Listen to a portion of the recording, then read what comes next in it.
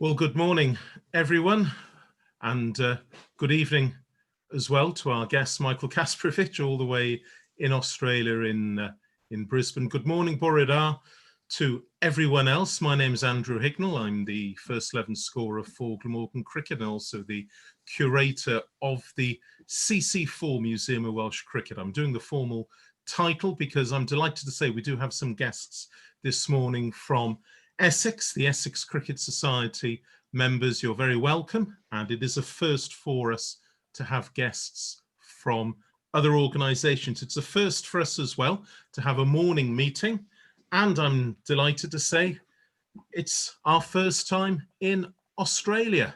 So good evening, Kaspa. How are you? Thanks, Andrew. I'm really well. Thank you, and wonderful to be here. Great, and I'm sorry about the result today, but there's still one more test to go, isn't there? It's been a fantastic series, real classic Test cricket, to be honest, and Australia and England, Australia and India, of course. And it's been exciting, but just the way that India were able to make that draw today, chase the 400, 4 sessions, and the way they did it was great. They've had a lot of injuries, a lot of setbacks, but I think it all bodes well for the Gabba Test match, which of course is my home ground. Yeah, I'm sure we're all looking forward to that, and we've been watching through the satellite channels. Okay, we're going to be talking about your career, your time in Test cricket, your time in county cricket with Essex, with Leicestershire, with Glamorgan, and then we're going to be talking as well about your more recent career since retiring, what you've been doing on the board of Cricket Australia, also president of the Australian Players Association, working in cricket administration, and also what you've been getting up to recently with some software and some sports technology. But what we're going to do first of all, hopefully this will work. What I'm just going to do is just go through as a starter your career, as it were, and we've got to say good day. There you are, slightly younger, obviously, like we all are, but there's an even younger one. You're signing on to make your first-class debut for Queensland as a young whippersnapper, then age 17, way back in January 1990. We'll talk as well about how you came to become a cricketer. We'll talk as well about how you got a scholarship to the Australian Cricket Academy, and we'll also talk about your time playing for the Australia under-19s and your grounding then in this wonderful game. We'll talk about your time with Essex as well in 1994. Also your Test match debut in November 1996, the first of 38 tests. You also played 43 one-day internationals and 2 IT20s as well. You were a member, I suppose, of the Fab Four. We can see there Dizzy, Jason Gillespie, Brett Lee, Glenn Mcgrath, and your good self on the right-hand side. One of the most feared 4-man attacks that have been around in Australian cricket for certainly in the last few years. Although I know that your attack at the moment is quite a tasty one, and I'm sure Messrs Cummins, Stark, Hazelwood, and who knows, Michael Neser as well may have something up their sleeves for England in the Ashes series. Talking, of course, of one-day international cricket, you also managed to win some Man of the Match awards. We can see you there wearing a rather natty headband as well, and you were one of the players quite easy to adapt your skills from both red ball into white ball. In 1997 at the Oval against England, your Test best figures there of 7 for 36. We'll hear about that. We'll no doubt hear as well about Ricky Ponting and Mr. Warne as well there over on the right-hand side of that image. And also, I'd like to chat with you about your appearances in the Commonwealth Games. There aren't many international cricketers that can claim that as well. Your time as well at Leicestershire, we'll have a quick look at that. But of course, we're going to focus on your time, 2002 to 2004, with the good guys here at Glamorgan. There you are, proudly wearing your Glamorgan cap. For our friends in Essex, we know it's a full cap because the daffodil on Michael's head is in full bloom rather than being in bud. And here are happy days in the dressing room at Canterbury in 2002, just after Glamorgan had clinched the National League title. Steve James there holding the trophy on the left-hand side nominally was the Glamorgan captain on that day. Unfortunately, he was injured, and Robert Croft in the middle there led the team instead. And we can see on the front row David Hemp and Owen Parkin. We can see Ian Thomas, Crofty, Matt Maynard, Mark Wallace, Darren Thomas. We can see as well David Harrison at the back. Lurking there is Dean Kosker and Michael Powell. And just over your shoulder, Kaspa, is Andrew Davis and also Adrian Dale. Mentioning Adrian Dale, I'm delighted to say that Adrian will be joining us in February with another museum talk, and I'll go through more about that at the end. 2003, you had a wonderful summer with Glamorgan. If you were a Durham supporter, probably it wasn't great, but you produced the second best and also the fourth best bowling figures for Glamorgan in the space of an amazing month, and 2 9-fers. And I know in the game at Cardiff, you came very, very close to taking a 10-fer. Of course, Kaspa is a Welshman because amongst your other plaudits, you did, of course, play for Wales when they beat England in a one-day international warm-up game at Sophia Gardens. And as well as 2002, 2004, when Glamorgan won the National League, or the Tote Sport League as it was then, for the second occasion. I know you had to return to Australia to be on international duty. We had Mick Lewis as your locum, but you did return, and you were there when Glamorgan appeared at T20 Finals Day in the semi-final, unfortunately losing to the Leicestershire Foxes. We're going to talk about that moment. I'm sorry, Kaspa.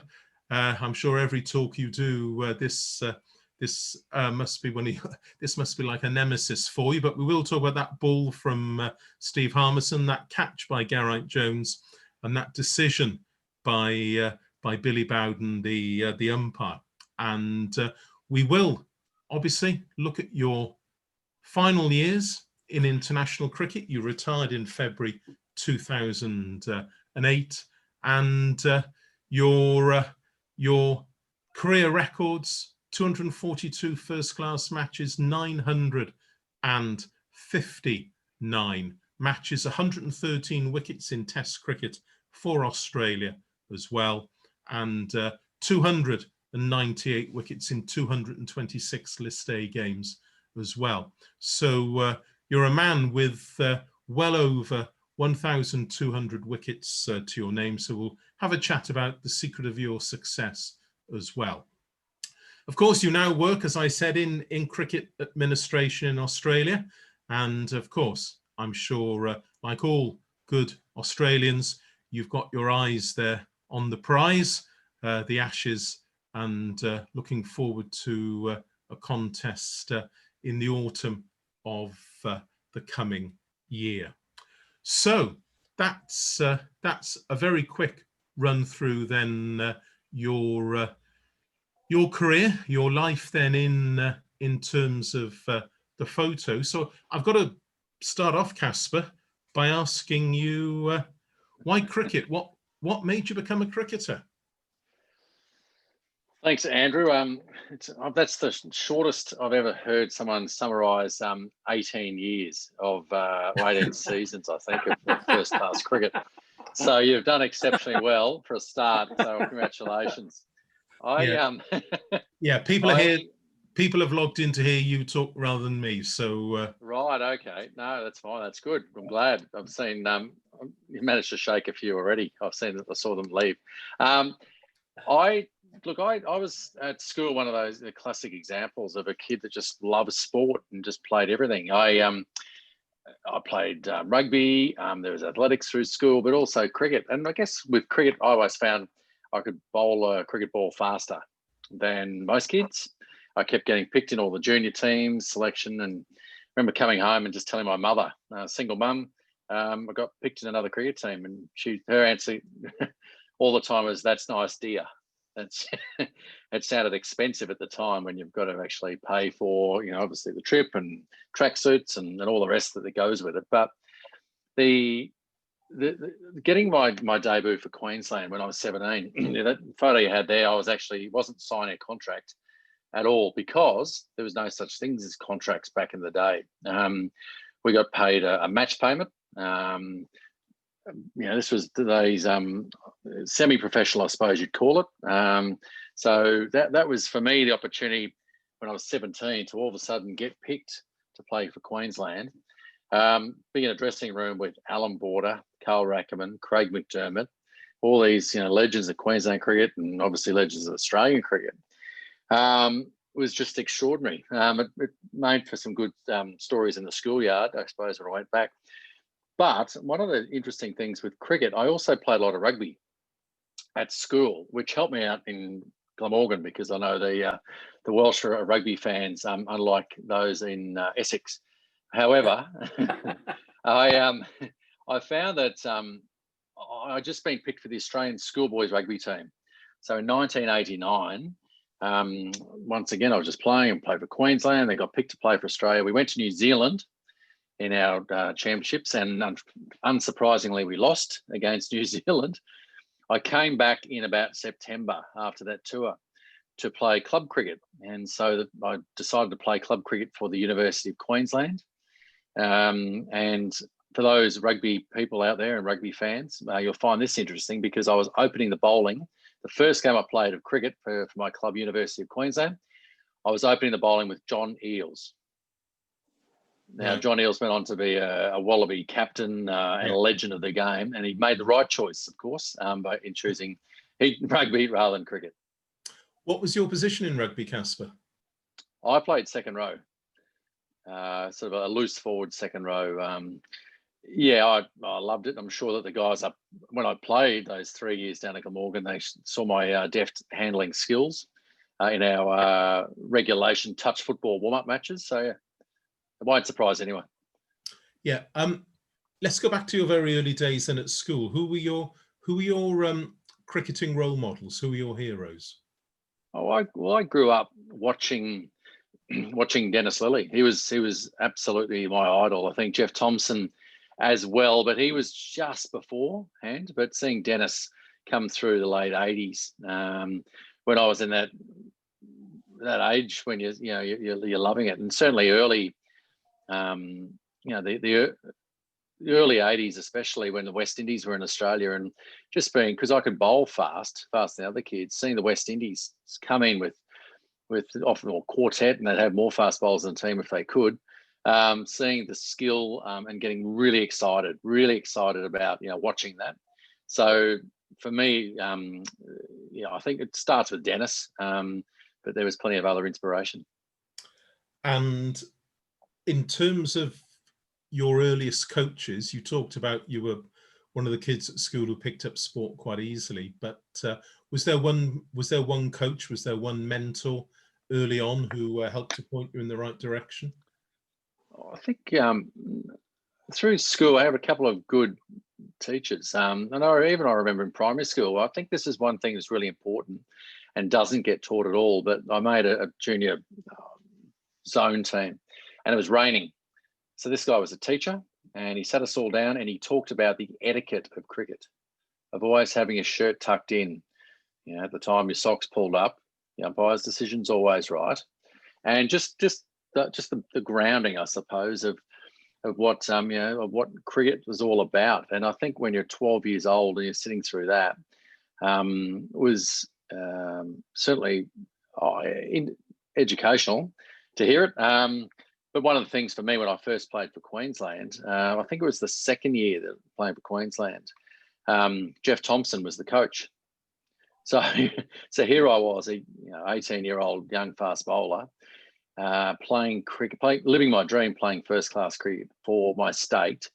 And my coach is the world's fastest bowler of all time, in Jeff Thompson, but also Carl Rackerman was around a lot that next year. Craig McDermott had made his way back into the Test team. But just those guys, as far as coaches, to learn, I suppose you learn by doing, which is what we generally do in sport, but certainly watching and asking questions that those blokes of how they did it. And then you were able, as I said on the presentation there, you were able to have a scholarship to the Australian Cricket Academy. Who else was with you on the academy at the time? Who were your contemporaries? We had a pretty good cohort, actually. Adam Gilchrist was on there as well. From that, it was Rod Marsh's first year. It was Rod Marsh very first year where he took over as the head coach. And these are the days, I guess this was the high performance, the top level high performance of Australian cricket. We lived in a pub. We lived in, there was 2 hotels in a place a long way out in Adelaide, which is where it was based. And it was quite funny because we'd go and train, and at all hours have to catch the train because there was no cars, and it was glorified camping in many ways. But it was quite funny when I had someone once asked me, they said, what was the best thing you learnt in your time at the Australian Cricket Academy? Now, remember that I lived at the Alberton Hotel, and it was great. There was a cook there, and she cooks the meals. And the best thing I learnt was living in a pub for 3.5, 4 months, was to bet dogs 1, 3, and 8 in a box trifecta on a Tuesday night, and you'd find that you had a pretty getting through. I think we're betting a half, like 50 cents a pop, and that type of stuff before pokies, all that. So, but that's how we sort of did it, and then from there it was probably the start of this. I think in Australian cricket, not just the cohort of people, but I think with Rod Marsh's involvement of testing the system, the way we coach. And I guess that maybe the theme of train hard, play easy was certainly adopted. Great. And you then went from the Australian Cricket Academy into the Australia Under-19 team in 1991, and the captain of it, someone else quite well known to supporters and spectators of county cricket, it was Damien Martin. Yep. Damien Martin was the captain. Greg Blewett was in that side as well. Adam Gilchrist, Kevin Roberts, the former Chief Executive Officer of Cricket Australia as well. There is also, I mentioned Gilly, Simon Cook played Test cricket as well, fast bowler for Australia. So it was, I'm not sure if I've forgotten too many others there, but it was. This is a team, I should point out, that Matthew Hayden missed out on. Right. So Matthew Hayden, who's the same age as me, we've played all our cricket together. Matthew Hayden missed out on the Cricket Academy and also that Australian under-19 team to the UK. Famously, he rang Rod Marsh when he missed out just to find out about the Cricket Academy down in Adelaide, whether he was accepted, whether there was opportunity, because he had to put some university options in. It was over the Christmas break. Anyway, Rod Marsh answered the call and said to Matthew, "Oh, sorry, mate, I've never heard of you." And Matthew said, "Oh, I've played under 19s, I do this." He said, "Well, look, no, mate, I've never heard of you. I don't know who you are."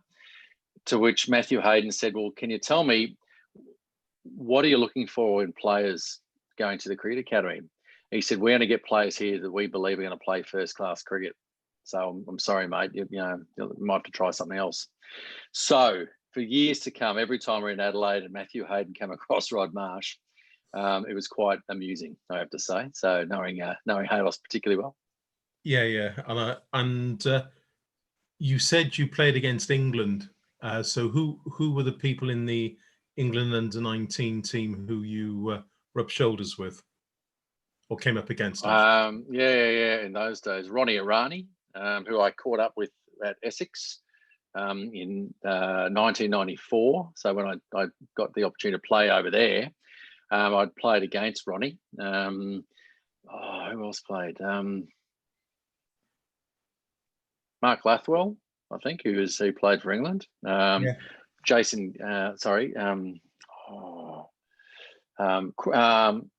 Jason Crawley as well. John Crawley. John.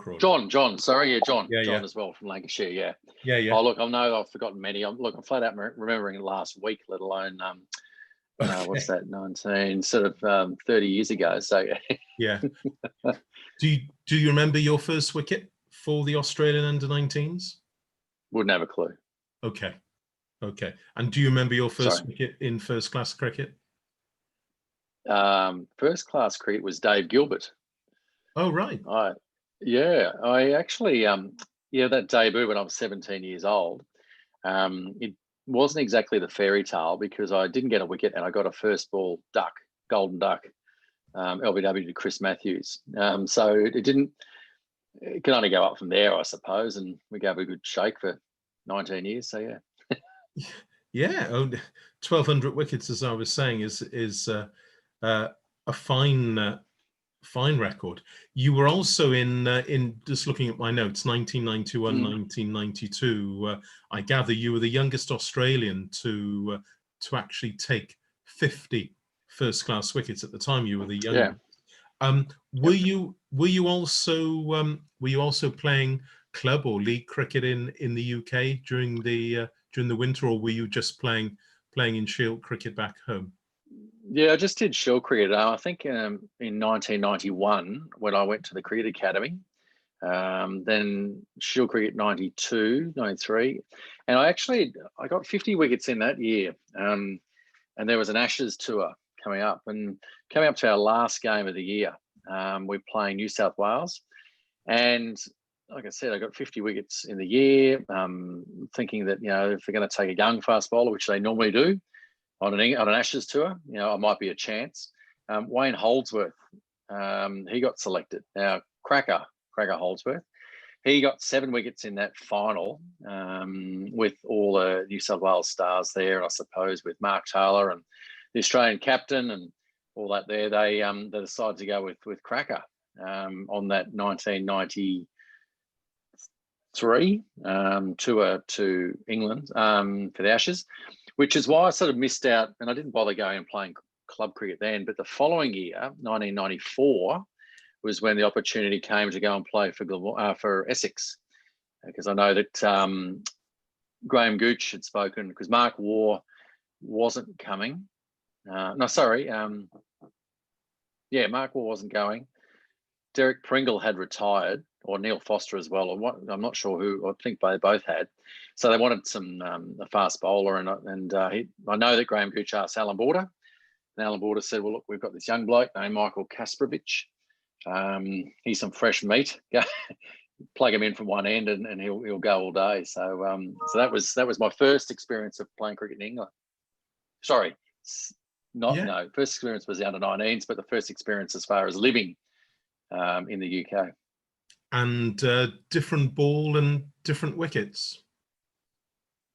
Yeah, definitely. And that was the best part about it. I think that's the fringe benefit, if you like, of when you are traveling, you're playing in other countries, is you learn to adapt your skills to suit those conditions. And as I mentioned before, you learn by doing. You get on these different surfaces. And I think for me, and we'll get to Glamorgan, but for me, that was a defining moment for me in my cricket life, to go and play cricket on that slow, low wicket down at Sapphire Gardens. Yeah, we'll talk about your time bowling for Glamorgan in a few minutes. But if I've got my stats right, that year, 1994, with Essex, 57 county championship wickets at 30 runs apiece. Essex ended up 6th in the table. Glamorgan were 17th, it must be said.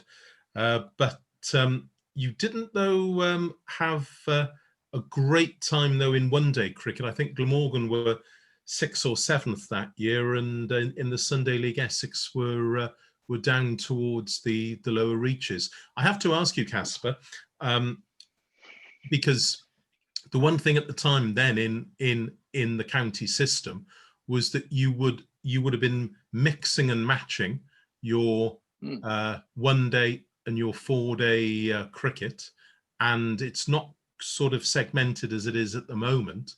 So was it a good learning experience for you to go very quickly from, let's say, a 2 innings game into a 1 innings game? And midway through a 4-day game, yeah. We played Sunday league games. You come back on a Monday to finish your 4-day game off. It was brilliant. It was so much fun. It was hard work, I have to say, on in some conditions, and I think at every one of the counties I played at, it's quite funny at the start of the year when you're in April, as cold as it is, when you're starting to bowl, and having the captain in each of those sides, each of those years, coming to me and saying, would you like a spell? I bowled 4 or 5 overs and they're asking you if you want a spell. And I just thought, no, I'm just getting warm. So I don't really need to turn this off just yet. We just need to keep going. So, but I did. I found that was a great experience, Essex, because I'd never seen the wicket like that. It was really white. With John Childs and Peter Such in the attack, it sort of generally had some turn in the ends. I'm trying to think of the groundsman's name. Stu. It was Stuart Kerrison. Was it? Yeah, Stu. Yeah, maybe at the time. Hold on. Geez, I dragged that one. I remember saying to him, he said, "Oh, don't worry about the ends, mate. I left a little bit of grass in the middle for you." So, look, it was just even with the team and learning, such a great learning experience. Also having Graham Gooch, spending time with him, seeing the way that he did it. Nasser Hussain as well. No, Nasser was he was a fringe England player at the time. I think he might have played a few games, but it was sort of locked into a sort of get a fight, I suppose, or the challenger. There was Ramprakash, him, Thorpe, a few of these young batsmen coming in. So I got to see Nas, before he, made the England team his own, and certainly before he became captain. So I like to think that we got on really well. We, became good friends, and over the years, whenever we've managed to catch up around cricket grounds, all that. I think with anyone really, I think, that's been one of the great joys for me. Is that for playing at all the different teams, is being able to catch up with everyone whenever we are in town, and it's almost like your old school friends. You don't feel like you missed a day. Yeah, and the other outstanding batters with Essex at the time, you had John Stevenson, Nick Knight as well. So there was so Essex had a very, very powerful lineup, and as I said, managing to finish 6th in the championship that year. Well, that was the springboard then for further success in Australia. And your Test debut against the West Indies on your home patch at the Gabba. So just tell us about how you came to be chosen, and what was it like? Every Australian's boyhood dream of putting on the baggy green. Yeah, well, it was, and for the first Test to be in Brisbane, of course, was an added bonus. The fact that we're selected there, and I think coming off the back of another successful year in domestic cricket or through the season, so to be picked again to play against the West Indies, carrying on with the fairy tale theme, I didn't get a wicket as well in that Test match, so no wickets. I did, however, manage to hang around a little bit with the bat, and why I remember that is because of my first ball going out to bat, I took centre, and then from the Vulture Street end, before the whole ground was renovated, Ian Bishop was coming around the wicket at me. So I'm standing at the crease marking centre, looking around. I look back, and the slips cordon's way back there somewhere. I look forward to, this way, and he's running from the other side screen. But I've got a short leg, a leg gully. There was no men on. They're all in the slips. There might have been a cover. So I kind of know where this ball's going to go. So he did test out halfway down at the time, and I don't think I was going to trouble him too much. But I managed to hang around for a while. I don't know. I think I might have even got double figures in that first game. But what I should point out too, Andrew, is that my Test career was quite different, I suppose, and in many ways unconventional, which seems to be a bit of a theme for me. I think I was over a 10-year period. Someone once told me I was dropped 13 times. So there's 13 times I've sort of left, but also entered the Australian cricket team, which in many ways give you a really unique insight into the team, how they play, and it's the people also. Through some great periods of time, success in the Australian cricket team. But I think what it did actually gave me a real insight, a bit like your own children. If you're away for a week when they're young, you notice the difference. When you step outside, then you come back in, you really notice change. So over a 10-year period, watching the Australian cricket team develop, obviously people coming in, coming out, to do with different coaches, different players, certainly. But one of the interesting things was the 2005 Ashes tour over in the UK. And I've talked about this before. It was, I reckon, the first time in that 10-year period when playing for Australia that the Australian cricket team were talking about the word luck. The word luck started appearing in the dressing room. And when I've always said, the only team that talks about luck is the loser, because they talk about being unlucky. Now, when you're successful, when you don't need luck to do it, but when you feel like you're on the edge and you feel like you just need to go your way, you start to feel unlucky. And if you feel unlucky, you are. And that was interesting, that 2005 series, because that was the first time that's like I said, we sort of sensed that was what was going on in the team. Just coming back quickly to the fact I was 13 times dropped from the Australian team, but also recalled. And I spoke at a function down in Melbourne once, and the MC was a comedian, and he introduced me as the guy who's had more recalls than Daihatsu. So, which he's probably right, but I like to think there was a better engine under the hood than a Daihatsu.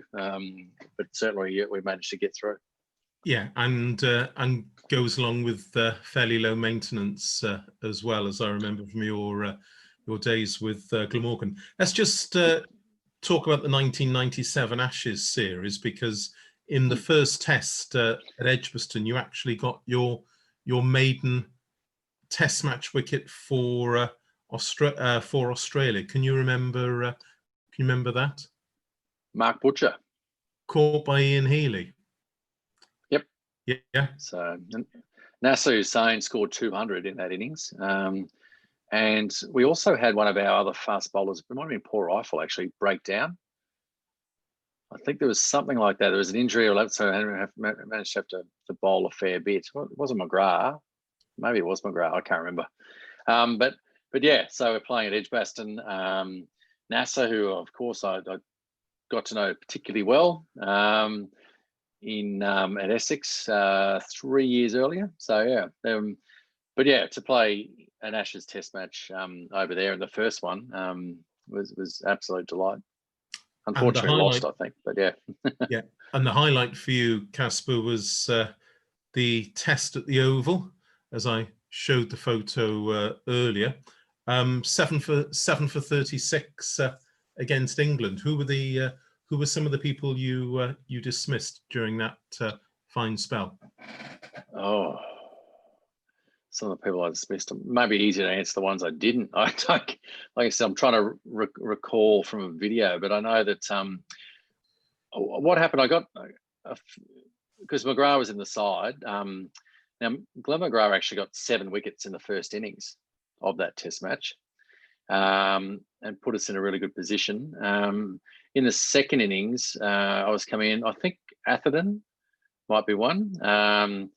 Maybe Stewie as well. Alex Stewart might have been 2.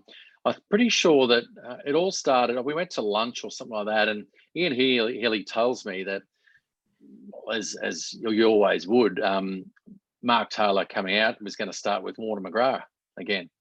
And Ian Healy said, get Kaspa on there. He sort of said, really said, give him a go. But I think he did go Mcgrath, but then he gave me the ball.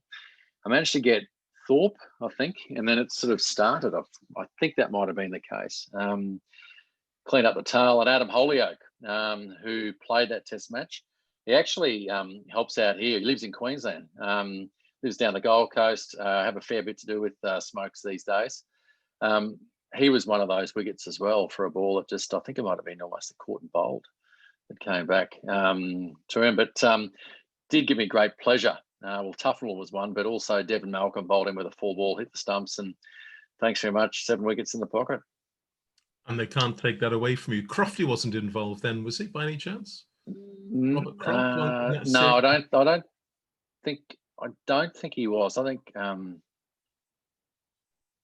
like I said, my poor memory. The other thing too for the and this is worth noting because it'll be a good trivia quiz question, but it's the only test match.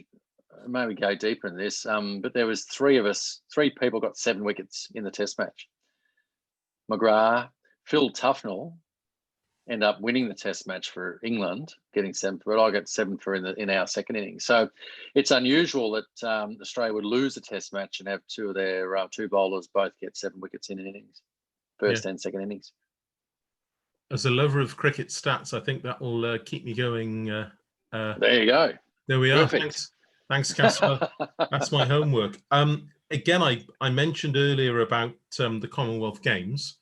And in 1998-99 in Kuala Lumpur, how proud were you to be representing Australia in the Commonwealth Games?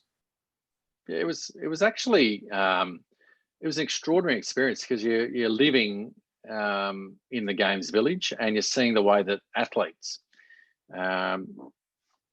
do their thing, the way they train, look after themselves, and it was quite. And in this Games village, there's obviously there's the food hall and all that there, and you just go there whenever, and you just see all these different athletes and what they ate. In particular, the New Zealand rugby team, the Sevens rugby team, were really interesting to see what they were eating, and seeing the size of Jonah Lomu's plate. Actually, the size of him for a start, but the size of his food, the amount of food he consumed is extraordinary. But what was quite interesting with that, we got a silver medal. We lost to South Africa in the final, playing over there. Quite humid conditions, so the ball did swing around a bit. At the time, I know that Mcgrath, Gillespie, there was quite a few injuries to players. So, but Steve Waugh was the captain. But to be involved with that was great.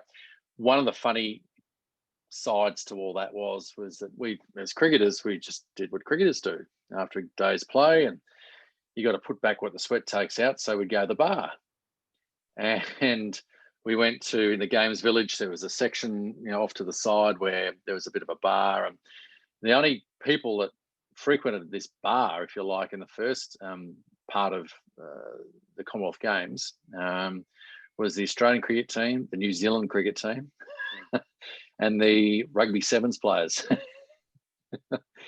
Because I'm not saying we weren't elite athletes, but it was one of those things where we just wanted to, it was just what we do after a day's play. You have a beer, you have a chat, you talk, and yeah. You couldn't really do too much else around the place, but it was actually that to me was the amusing thing to it, but a great insight into the way that the life of the athlete. Have you still got your silver medal? I do. Okay. I do have it. I was thinking if it's in the office somewhere, I'd show you if it was handy. Yeah. That's okay. Then in 1999, you returned to have another season in county cricket. Leicestershire. Now, you told us earlier that it was Graham Gooch who had a chat with Mark Waugh and AB. But what about Why Leicestershire? Well, I'd been dropped from the Australian cricket team one of the many times, and just looking for an opportunity, looking for the chance to go and play county cricket. And through the guys, one of the agents guys, they said, here's an opportunity to play at Leicestershire, not knowing much about it. I thought, sounds good, and play for the Foxes. Good team. Actually, though, there was a really good team, good bunch of guys. James Whittaker was the captain, went on to be obviously a selector of England team. Darren Maddy. There was actually, it was quite funny. Out of all the county teams I played for, the people that I got on with the most were often the player that other teams hated or disliked. And Paul Nixon was one of those guys. Nico, fantastic guy. I absolutely loved him. I'm saying that because I think it's sort of almost, right through the season, they were competitors, absolute competitors. There was no soft spots, through the season. And for me, when I was building up through a season and wanting to learn through the season, to take that experience and those learning experiences back into my cricket back in Australia, I found it great when I had that. I think Ronnie Irani at Essex always used to rub people up the wrong way. And I'm not sure about the Glammy boys. I think we were sort of we were sort of I think it was a general theme that people just didn't like Glamorgan because we're from Wales. In terms of your record for Leicestershire, again, looking at my stats, 53 championship wickets at 27 apiece. You were third in the championship that year, Essex 12th, Glamorgan 14th. And you also had a half-tidy campaign in the Sunday League, 6th in Division 1, Essex at the bottom, and Glamorgan punching hard, 4th place in Division 2. But you mentioned there some of the people also in the Leicestershire attack. You had Alan Mullally, David Milnes, of course, Milnesy now renowned as one of the country's top umpires. There was Chris Lewis. And on the batting side, Ben Smith and Aftab Habib. And there was I guess he was young then, but someone who's still going strong, the oldest swinger in town, Darren Stevens. Darren Stevens. It was only a couple of years ago someone mentioned about Darren Stevens, still bowling and getting wickets. And when I played, he was a batsman who never bowled. I was young at the time. Yeah, great fella. And there was nothing. I loved hearing the story. It was only last year or the year ago when someone actually mentioned with county cricket around Darren Stevens, the number of wickets he's taken. How grey his hair has got, I suppose, is the other thing. But we all sort of face that, I suppose, as we get old. Yeah, and I wouldn't say he's the quickest of bowlers on the county circuit, but certainly he does a fantastic job with his swing and seam. And I think it's great to see people of longevity, and he's going to carry on, God willing, in 2021, and I believe he may well have a contract for 2022 as well. Who was the coach at Leicestershire at the time when you were there? Jack Birkinshaw. Right. So Jack was, he was great. And just even his stories, he's from his Yorkshire days, and I loved it. It was a great experience, that the Leicester. One of the things from a cricket side that my big takeaway for me personally was start of the year. I looked at it, I thought, it's another flat wicket. It'll be a long summer here. So I actually developed a short run.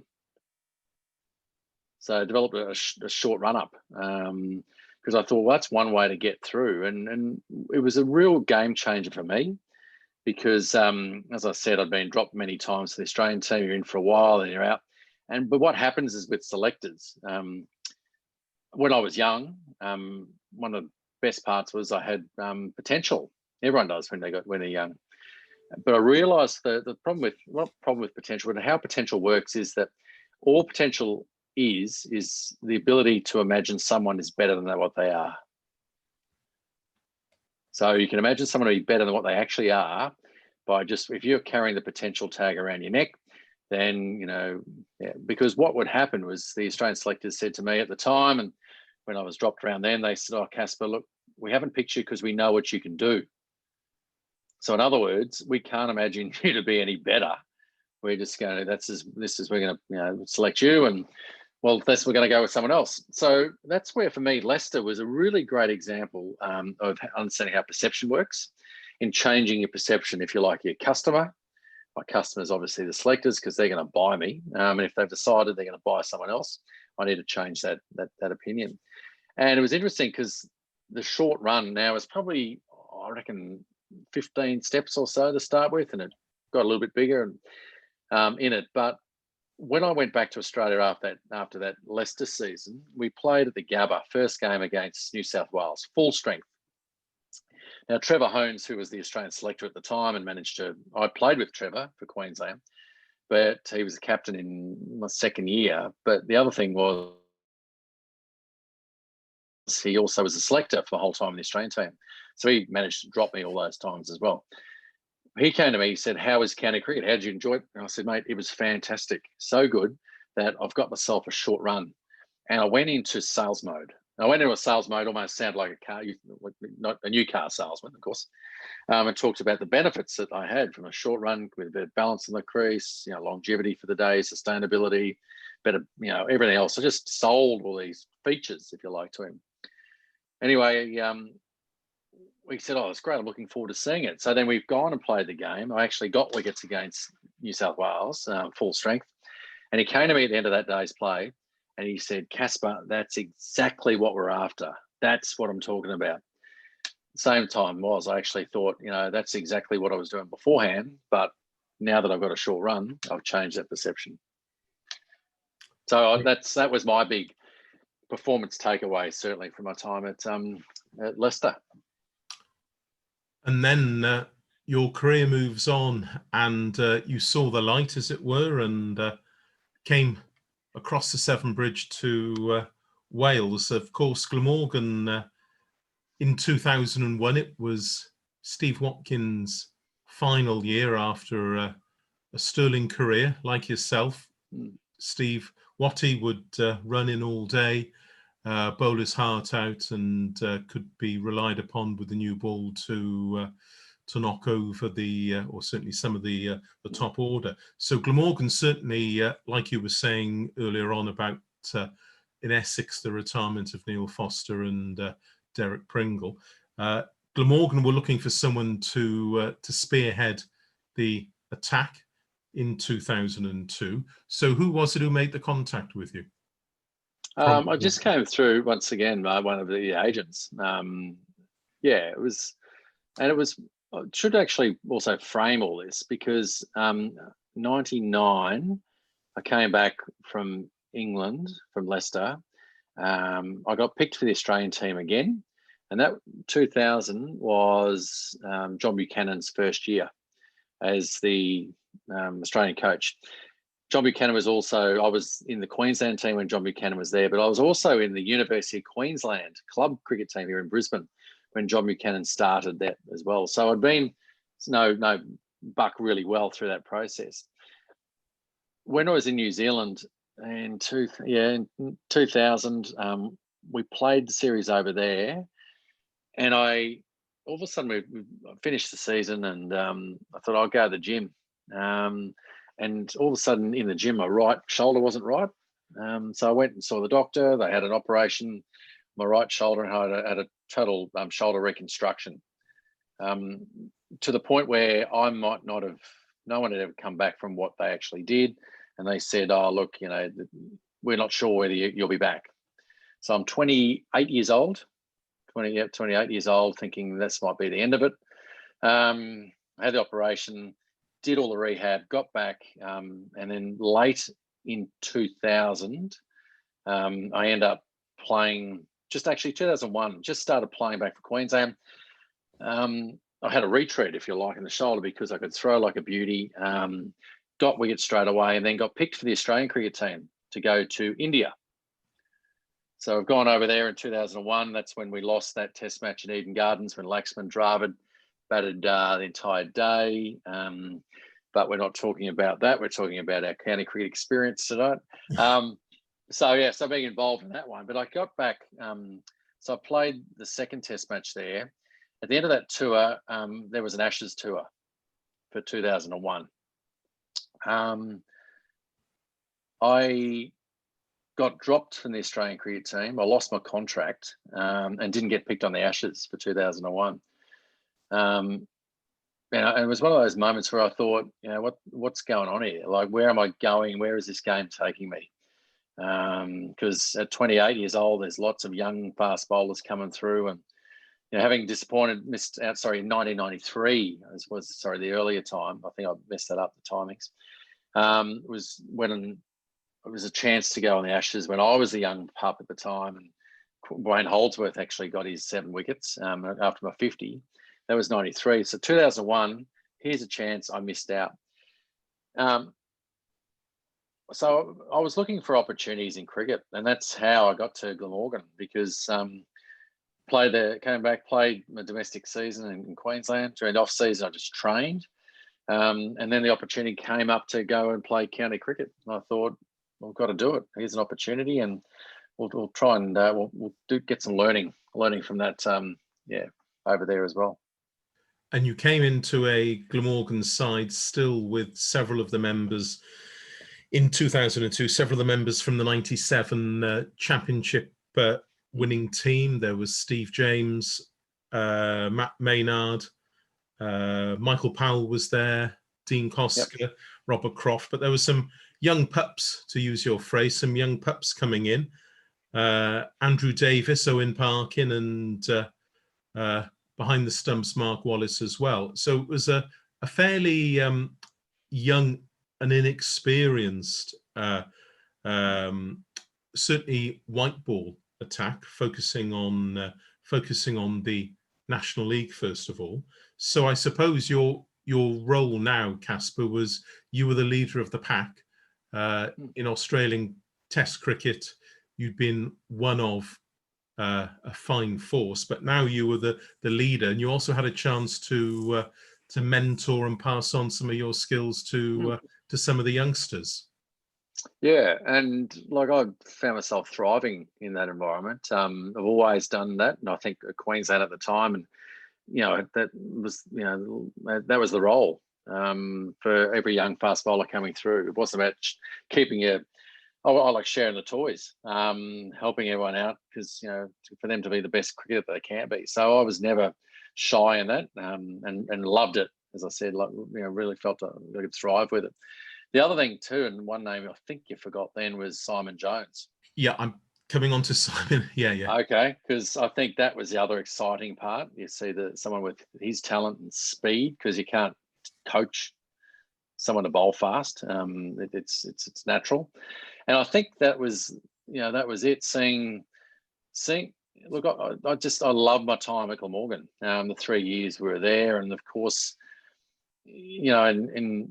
in white ball cricket, we were particularly good. For some reason, we used to joke about it. Was whenever we got a white ball in our hands and colour clothes on, it was like a party. Everyone's just naturally, I don't know if they changed, but just there was this belief. There was this absolute belief. Now, it's one of those funny things, belief, that's the word I use, is that you can't actually measure it. So sports science has no idea what that means. But when you're in a dressing room and when you look around to each of the individuals in that room, and you've done the work, you can back, and you just look around and that doesn't matter what sort of position we're in, someone's going to stand up. We've got someone, and you just have this belief that we can win from anywhere. I have to say, with the Glammy boys, with our white ball cricket, we certainly had that. And did any one particular game stand out? We'll talk about the game against Canterbury in a minute, but was there any one particular game during that season in the National League that stood out for you?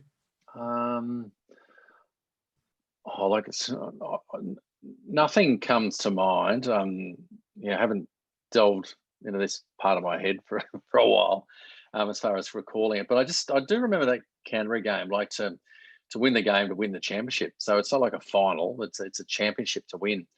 And it was a great experience, and I'll put it down as that because, yeah, we got tight, I think, and we end up, getting through. We won in the end, but because we're all away in Canterbury, there's a few, diehard supporters that made their way, but we're in our dressing room. But then we ended up going down, I think, to the pub on the corner. The Bat and Ball. Is it? Yeah, we've gone down there, and that was where we celebrated. And and this was the funny part. I do remember, because all of a sudden I'd never seen anything like it or heard anything like it, but the Welsh singing was just extraordinary. And obviously we built in a few Tom Jones ones. I could sort of help and contribute, I guess. But but one of the things I did was that obviously when everyone's standing up and singing, and all of a sudden there was Kaspa. All right, Kaspa, up you get. You got to sing song. Give us an Aussie song. And I thought, okay, long and hard. I thought, all right, we'll do this. I said, right, here's a famous Australian song that I'm sure that everyone's heard before. You'll know the words. You've just got to join in with me. Goes something like this. Neighbours.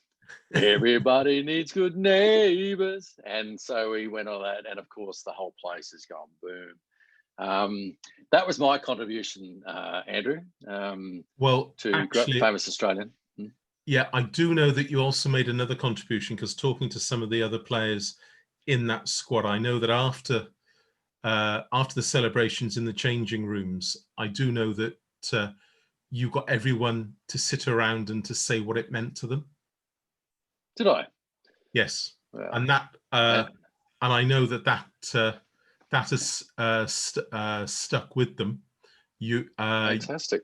Yeah, and that in terms of what you've said earlier on about sports psychology, because I think it goes without saying that championship titles and one-day success have been few and far between, but they did come a little bit like London buses during the time that you were a man of Glamorgan. But I do know, Kaspa, that what you got everyone to say, and everyone just saying their own little bit, did sort of stick in their memory. And the player concerned has said, who's now coaching, the player who taught me that has said that that's one thing he remembers. And now when he's coaching junior teams, afterwards, that they sit down and they reflect on what it means to them, rather than talking about their own personal performances. So thank you for that.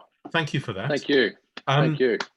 Now, 2003, I mentioned earlier on, you had a chance to bowl on those. They used to be low and slow. They're not anymore. As I'm sure you've seen. No. There's certainly a certain amount of pace on the Sapphire Gardens wickets these days. But back then, yes, before the stadium development, they did have a reputation of being a little bit slow and low. So those two games against Durham, 9 for 36 at Cardiff, and then 9 for 45 up at Chester Street. Have you got any particular memories of those two games? Yeah, because Martin Love, who is from Queensland, so I played with him my entire career. He also played for my club team, the University of Queensland in Brisbane as well. So I know him particularly well. So this was awfully sweet to get Lovey out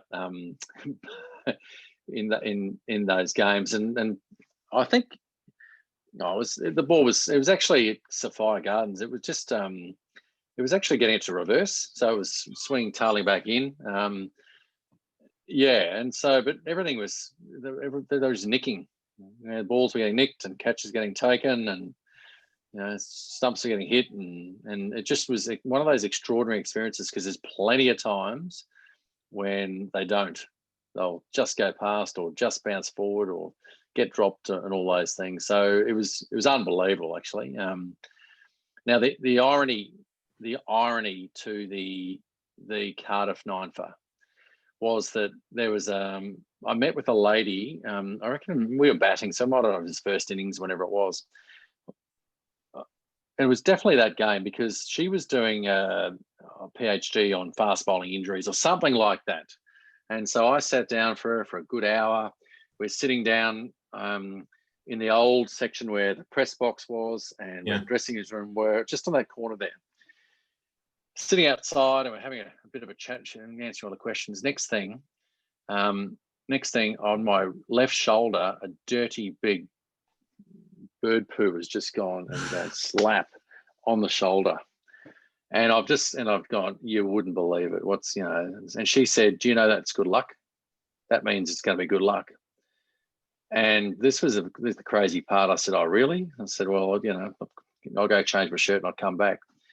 And in that innings, or in that game, I'm pretty sure it was that next innings, I've gone out and got 9 for in the innings. So I try and spend as much time as I can underneath birds' nests these days. But that's a dead set story. That absolutely happened. It was extraordinary. And 2003 was quite a momentous year for county cricket. It was the first summer of T20 cricket.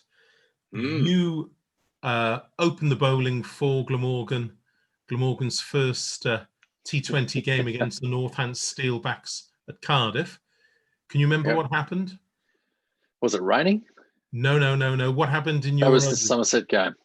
That was the Somerset game. That was like that was like dancing on ice, skating all the. I ran up from here to the doorway away, and it was just hard yards. And I remember saying to Mike Fatkin at the time, he came in and I said, mate, if the fans are happy with that, because we played to the rain, it's for the fans. I said, well, if the fans are happy for that, mate, then you can keep it. Because it wasn't any fun, but the ball just sliding on a Jamie Cox's bat in the rain. And you couldn't actually see because it was coming in horizontally as you're running the bowl. So you're running in with your eyes shut. So your eyes weren't getting stinging. It was extraordinary. No, but I don't know what happened in that first game. What happened? Okay, you bowled a maiden over. The first over bowled by a Glamorgan bowler in T20 cricket. I'm pretty sure I'm right in saying that it was 6 dot balls. There we are. And not many maiden overs are bowled, but certainly a new era. So well done, Kaspa. Now you say that, I do actually remember that. Yeah. Yep. So not that you get an award for that, but thank you. That's okay. And of course, you became a Welshman in 2003. I did. And I think the only 2 additions to the Glamorgan team was what's his Stefan Jones. Stefan Jones. Yeah, Stefan. I think we're the only 2 additions to the usual Glamorgan team. But it was, once again, where we are taking on the English. And that's one of the things I got to say, because that I used to tell people, and especially English people, that I discovered in my time, it only took me a week living in Cardiff, that the Welsh and the Australians have 2 major things in common. 1, we like beer, and 2, we don't like the English. So, so I guess when we all went out there in that particular game, and we won, we beat England in a non-descript practice match. But it was good. Yeah, I can remember working that day on Radio Wells with Edward Bevan and dear old Don Shepherd. God rest his soul. And I can remember the crowd and some people trying to say, well, it's only a practice game. It certainly wasn't. No. But I know there were 2 other games, but we'll gloss over those results. But the day in 2003 when Wales beat England at Cardiff. But then, of course, 2004, you're back with Glamorgan. You couldn't play the whole season because I think you were involved then in with the Australian setup. But in 2004, Glamorgan were lucky enough to have another fine Australian with a superb work ethic. I'm talking about Matthew Elliott. And in fact, I can just say that all being well, in March, we'll be linking up with Herb as well and doing Oh, another good. one of these another one of these talks. But looking at my notes there, Kaspa, in 2004 there was Herb 680 odd runs in the National League. Matt Maynard was in vintage form, 612 runs, but also Andrew Davis in the white ball cricket was an absolute legend with the new ball, and also Alex Wharf had developed. Wharfie, Wharfie, and that was the Glamorgan's success in 2004 was a springboard for Wharfie to go on and enjoy one-day international success for England. Let's talk though about your memories of 2004 though in the National League. Playing in that unit, it must have been very rewarding for you again. Yeah, I think that was it. It just we turned it on again, come the white ball and coloured clothing, and that word belief once again just sort of gelled, within the team. We found ourselves, like finding energy. I think that was it. You'd find that in the field and fielders. Remember Dean Cosco around the gully sort of region, or there's just something about it, and it's based around momentum, I guess. When you start winning and keep winning, and players are in form, that's sort of what I recall from it. But once again, my biggest lesson that I took away from my time in Glamorgan was actually 2003. 02, when in 2003, because I learnt to hit the deck instead of look for big juicy outswingers and swing it away on the splat low slow wickets. It was about hitting the deck, and if anything, sort of bend the ball, bounce it back into off stump, bowl a straighter line, but with your field even on the leg side, straighten that up. You'd probably have a deep square leg, two on the hook, short catching mid wicket. And it's something that, to me, really set the last stage of my career. Now, when I say last stage, is how I finished, because I made adjusting on those low wickets. I went back into the Australian side, originally into 03. We went to Sri Lanka. I think that's about right. But then in 2004, I got selected to go to India again and play there, where Australia, for the first time in 30, 40 years, won a series in India. And one of the things we did as a fast bowling unit with Mcgrath, Gillespie and myself, I actually kept Brett Lee out of the team. They picked me and selected me, was we bowled that straight line. And I went in, remember distinctly, on the plane on the way over there, talking to Jason Gillespie and John Buchanan, suggesting that in 1997, 2001, shorter length outside off stump doesn't work in India. It works everywhere else around the world. We need to change. So in many ways, we're bowling to the Indian strength. But that was all lessons learnt from bowling at Sapphire Gardens. Something that I took away from that experience, and talk today about your ability as a cricketer to adjust your skills to suit the conditions and the situation of a game. That's ultimately Test cricket. But that's so important, and a lesson that I encourage every player to do.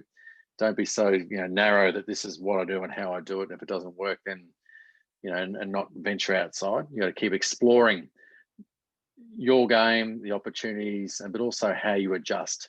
So that not only are you attacking, but you also can contain. So that was the 2004 when I was back in the Australian team, and then the irony was I think in the T20 when it first started in 03, we were hopeless, no good. And then all of a sudden, because I missed the start, I've gone back to England, and I think you said it was some final day at Edgeboston. Yeah, I've turned up and we're in the finals. And I just remember going to the guys, I think Darren Thomas even at the time, and saying to him, and said, "How do we do this? What's going on? How do we make the finals in this game?" And there's no clear answer, but I think what it was that the batsman obviously was scoring. You got to score the runs, but the bowlers found a way to adapt. And no two balls were the same. And I think, maybe Darren Thomas, that was the way he bowled generally. It was, different lengths and and how he went. And I think that's it. That was adapted adopted, I should say, into the way that we did it. And there was a lot of success, obviously, to get to that final. But my abiding memory of that game, Darren Maddy steering the Foxes through, and was it Matt Cleary, the Australian, as well, having a? Oh, right. Yeah. Yeah, there was. Yeah, I remember the name. Yeah, definitely. Yeah. But it wasn't to be for Glamorgan. But let's move on, Kaspa, now to 2005 in the Ashes series. And I said I'd mention Simon Jones, and you said one of the good things about cricket being the sort of brotherhood and the fellowship. How pleased were you to see Simon make the England team? You had seen him as a, I suppose you could say, a work in progress when you were over with Leicester in '99, and then with Glamorgan. He was progressing in international cricket. But how proud were you to see one of your proteges actually make it into the England team? I loved it. I absolutely loved seeing him get in that team. So much, obviously, potential. One of the other things that was awesome to see from a fast bowler's point of view was him swinging the ball away from the bat. In all my years, I think at Glammy, he didn't have an outswinger. So Troy Cooley taught him to bowl an outswinger for that Ashes series, and he took the white ball away beautifully. And I think that's it when you know people so well, which you do in those Ashes series, because you're playing against these other players and there's a respect the whole time. I was so pleased to see him doing what he did, getting the team. The way he bowled was fabulous. From a personal point of view, obviously as an opposition, you don't want him to do that good. But I think that was, for me, it was so great to see him, get to that level and be so successful. Let's talk about the second test at Edgeboston, one of the most gripping games of cricket I can remember. On that particular day, my wife and I, we were staying with Steve James's parents in Lydney. We'd had a lovely meal in the evening, and we were staying over, and the test was continuing.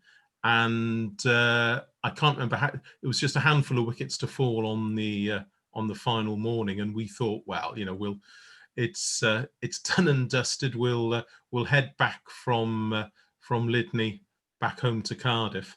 And I can remember we stopped off in Tesco's in Lydney. I should say other supermarkets also available, but we stopped off and we couldn't leave. I couldn't leave Tesco's in Lydney because in their television section, there was the footage of you and Brett Lee doing your bit and getting closer and closer and closer. Was that one of your proudest moments with the bat, I should say, wearing a baggy green? It would have been more so if we had got those extra two runs or whatever, 3 runs we needed. But yeah, once again, I used the word extraordinary before, but those moments to be involved, obviously in the Ashes series, but also in an event like that was really special. That's the way I've always viewed it, having the opportunity, due to the fact that Glenn Mcgrath stepped on a cricket ball just before we started. And so the situation was, when I'm sort of marking the run-ups for the bowlers, and so with Jason, Brett and Glenn, so I'm doing the mark. I think we had Sean Tate had a niggle, and myself. So that was your 5 fast bowlers in our squad. All of a sudden, I've seen Mcgrath go down, and all of a sudden the Australian players went over. It's a bit of a huddle, thinking, he's just mucking around. But on the right-hand side, I looked over there and seen the English players. The whole group was standing around looking at this and growing, in the moment. So looking what's going on. And you really got a sense that, geez, there's something, this is not good. Murph Hughes asked me, came over and said, are you right to play? I said, yep, always. So got the opportunity. We won the toss and elected to bowl on a really grey, unusual looking Edgeboston wicket. Now, when people sort of say, oh, it's the worst thing ever, why'd you do that? There was a mini cyclone that ripped through Edgeboston, not far from the ground, just a couple of days before. So normally Edgeboston does a bit, as we've known over the years, but this they did us beautifully, because this was a grey looking wicket that did nothing. Day one, England batted well. But yes, Andrew, I had the opportunity to go out and on, what was it, day 5? It was day 5, yeah. I think. Was it day 4? Day 5. It was day 5. Yeah, to go out, we needed 90-odd runs. I think Shane Warne stepped on his wicket to get out, hit wicket, leaving myself and Brett Lee to go out and score the 53 runs or whatever it was. Yep. I get asked, well, what were you and Brett talking about? And I said, look, all we were talking about in the middle was let's have fun. Because obviously the pressure to get these runs and knowing, taking the side, knowing as a fast bowler when you're bowling tailenders, generally speaking, they'll go for the wicket. So they'll bowl full and straight at the, Yorkers nose or toes, I suppose, is probably the best way to describe it. They're going to try and get you out every ball. So we were scoring at roughly 4 runs and over through leg buys, through runs, or, we were scoring not freely through cricket shots, but just accumulating runs. And what was incredible was when, I think it was Andrew Flintoff, he bowled a ball to Brett, and I was from non-strikers end, and it went down the leg side, hit the foot marks, and out of Garrett Road Jones's reach, and went for 4 byes. So all of a sudden it was single figures. The crowd looked silent. From that moment, the actual crowd was absolutely silent. But before that, there was so much noise and the momentum and all that. But when it got within 10 runs, it went silent. And that's the thing about, we just all of a sudden from that moment, the England bowlers started bowling short length outside off stump. And guess what?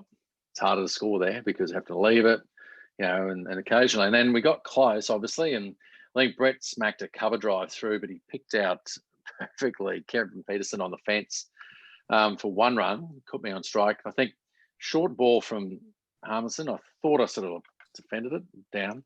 But then the one that he bowled, and for, I guess, all cricketers, we know how instinct works. And this ball didn't feel like it was halfway down. It felt like it was a lot closer, which is why, out of instinct, taking the hands up like that, because it just appeared there. And look, put it this way, that I had this guy, it was actually, I was in India at the time, this fella came up to me and he said, oh, look, hey, look, Kaspa, how are you? He said, thank you for single-handedly saving Test cricket. And I said, oh, what do you mean, mate? He said, well, if you had one that got those runs with Brett Lee, you would have been, 2-0 up in the series, would have won the Test match series. The Test cricket would be dead. So thank you. And I just had to thank him. I said, look, thank you so much for that. But I had to explain to him that that single hand he spoke about was actually off the bat at the time. And and so I explained that, to him, not that he was really listening, but Law 34.1 MCC Laws of Cricket suggests that's not out. But you knew that, of course, Andrew, didn't you? Yeah, I knew that. And there was someone who must have wondered who the hell I was in Tesco's in Lydney. When that happened, I immediately said, that's not out. Hand not on bat. Hang on. Why is Billy Bowden, and of course his unique means of giving people out? I suppose these days it's in one of the questions a little bit later on that has come in. Look at my notes here from Duncan saying about DRS, and it could have been a very different outcome to the series. And I guess you're a supporter of DRS. I look, not in the format that they're using it now. No, I think it's there to help the umpires get the right decision. Don't leave it to the players to make calls. That's my personal opinion. I think let the umpires make their decisions, and if they need technology to be double sure and make sure of it, then use it. Don't leave it to the players to. It's almost to make the players look like the bad guy. I think leave them out of it. That's their job to make decisions. Had it been there at the time, you and Brett. Oh, I've had it. Yeah. Well, I do joke and apologise. I know it's late at my night, but it's morning there. But one of the jokes I do use is the fact that whilst it would have been the right result, because Hotspot would have picked up that my right hand was off the bat at the time and it wouldn't have been not out, it could have been embarrassing for me, because Hotspot might have also picked up a bit of a wet spot of shit dripping down my legs. You can edit that out, don't you? I'm sure we can. I'm sure we can. And I'm sure everyone understands. Let's move on to 2005, 2006, because you're. I'm going to use the phrase "your last hurrah," because you have 44 wickets with Queensland. You're back in the Australian side, replacing Glenn McGrath as Brett Lee's new ball partner. And your last Test match against South Africa, I think it was, in 2006. So how nice was it for you to have a sort of mini renaissance then after the 05 series? We chased down runs to win that as well. I think it was about 30 or 40 runs to chase down that total. So we ended up doing that. We were 9 wickets down, 8 wickets down. Justin Lane got hit in the first ball of Test match in the head by Mackay and Ntini. And so this is obviously before concussion replacement rules, but he was padded up. He wanted to go and bat to try and get us home in this Test match. Ricky Ponting said, no way, mate. The physio said, no. But that was, to get through, and it was that was the pleasing thing, obviously, winning the game. The unfortunate thing, though, was I actually injured my back and had to play with a back which wasn't right. Which, it was, you want to play at your best, I suppose, but because everyone else was injured, I had to play the second Test match to get through for the Australian team. And your memories of your final Test? I can't remember. No. What was it? Where was it? Because I've jiggered my back up. Yeah, which ground though was it? I haven't got that in my notes, but okay. Yeah, no, I don't actually. No, I don't sort of recall it. I just remember that when we played in Durham, was it Cape Town? No, it was Cape Town. Was it Cape Town? Yeah, it was all of a sudden with my back injury and then having to play the next Test match when I could barely walk. So we got through, but I don't think it was great. Well, we've spent an hour and a half talking about your career, and we've had some wonderful stories, and you're a very honest and wholehearted fellow. Let's talk about now your life after cricket. You retired, I think it was 16th of February 2008, and you decided to, if I've got my notes right, you decided to do a Masters in Business Administration at the University of Queensland. Yep.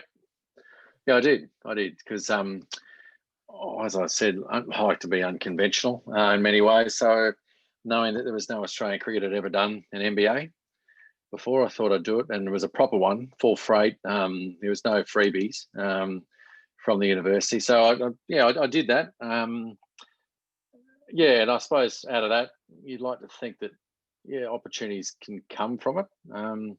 I wouldn't suggest that they necessarily do. Even in sport, I found it really hard for roles within sport. But having said that, I also, from that, I know that did assist and help in the opportunity to join the board of Cricket Australia, and certainly enhanced that experience, I suppose. And you like to think that, gave me a skill set that not many players have.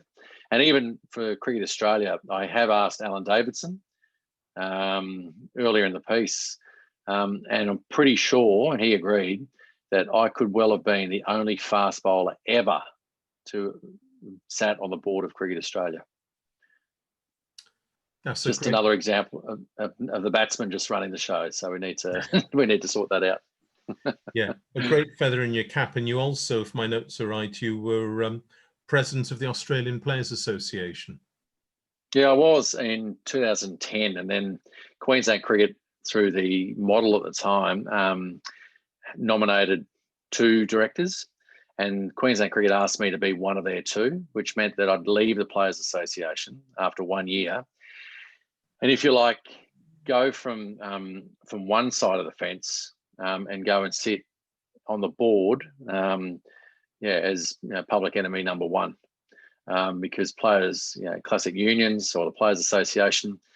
So that was once again a great experience. Learned a lot, and a lot of lessons you learn from a cricket dressing room. Actually, I incorporated into joining the business dressing room, if you like, in people and understanding people, listening to people, which is a key. But more importantly, was just getting trust, earning trust from people. And quite a difficult time. Many issues. We haven't got time, obviously, to go into all of them, but they were in your 8.5 years on the board. There were quite a lot of matters to be dealt with. Yeah, absolutely. Yep. There was, sandpaper.